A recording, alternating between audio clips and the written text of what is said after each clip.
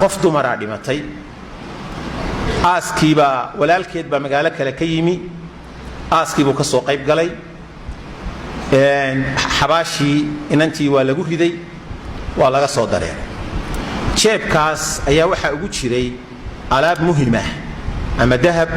ama waxbaa ugu jiray ninka gabadha la dhashay dhimatay ee la aasay markii xabaasha ciidii lagu rogayay ayaa wixii jeebka ugu jiray ayaa ku dhacay xabaasha dhexdeeda dabeetana wuu soo noqday wuxuu soo qaatay majarafad xabaashii buu dib u faarfaaray markii uu xabaashii dib u faarfaaray oo ciidii hore soo qaaday oo xabaalbilaashtii iilka meeshuu ku xaraysnaa maahe uu soo dhameeyey oo u dhaadhici rabo xabaashi bal inuu eego meeshuu kaga dhacay markuu buddigaya gabadha miyaa bahalku ka dhacay mise meel kale dabba arladiiba haysta iyo olol iyo dab ba meesha ka baxaya qaylo dib buu uga soo booday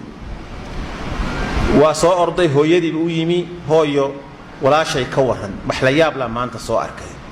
maxaad aragtay ii weydiinaysaa maxay walaashay ka shaqayn jirtay awooyay walaashay xaalkeedu sidee ahaa anigu magaalo kalaan deganahay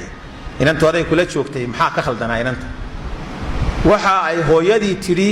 inantani inan wacan oo baariya oo waalidka u wanaagsan oo reerka iyo asluubteeda iyo aadaabteeda iyo shaqadeeda aan la quuri karin bay ahayd laakiin inantaa salaaddii baa loogu taag waayey salaaddii inay tukato aniga iyo ehelkii aqalka joogay waa kaga quusanay taasi waxay tusinaysaa nooc dadka ilaahay ku baqagelinayo laguna tusayo taariku salaadku qabriga in lagu cadaabayo gabadhaasi kumay badbaadin oo akhlaaq wacan tahay kumay badbaadin aqalkoodii ku kooban tahay kuma ay badbaadin waalidkeed bay baari u tahay kuma ay badbaadin ehelkay u shaqaysaa u khidmaysaa waxaasoo dhan wada wanaag ah kumay badbaadin mar haddii xiriirkii iyada iyo ilaahay u dhexeeyey la waayey marka cadaabulqabri buu taariku salaadku leeyahay oo ilaahay ku cadaabaya adduunyadana waa ku soo uraya aakhirana ilaahay wuu cadaabaya subxaana wa tacaala waxaynu isu dardaaraynaa marka qof walboo ina ka mid ah horta kow salaadaada dib u eg